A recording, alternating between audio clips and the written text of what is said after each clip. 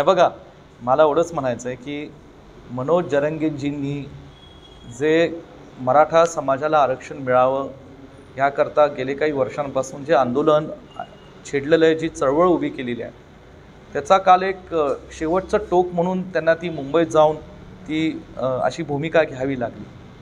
आणि ह्यातल्या काही कायद्याच्या तरतुदी आहेत, अडचणी आहेत, त्यातल्या काही संविधानिक घटनात्मक काही तरतुदी आणि अडचणी होत्या. सुरुवात पृथ्वीराज चव्हाण साहेबांनी केली होती मुख्यमंत्री असताना, आणि त्यांनी मराठा समाजाला जास्तीत जास्त न्याय देण्याचा प्रयत्न पृथ्वीराज चव्हाण साहेबांनी केला होता.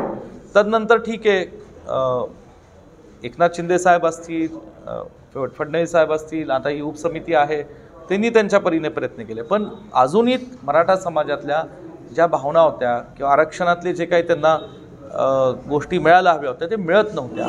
त्यासाठी मनोज जरंगेंची मुंबईला धडक मारली. लाखोच्या संख्येने तिथे लोक उपस्थित होते. काल जो काय तोडगा त्यांनी उपसमितीने काढलेला आहे त्यातनं ते आता जाहीर झालेलं आहे. 8 पैकी 6 मागण्या त्यांनी मान्य केलेल्या आहेत. हैदराबाद गॅजेटचा प्रश्न आता सुटलेला आहे. त्यातनं मराठवाड्यातल्या मराठा समाजाच्या बांधवांना मोठ्या प्रमाणे दिलासा मिळेल.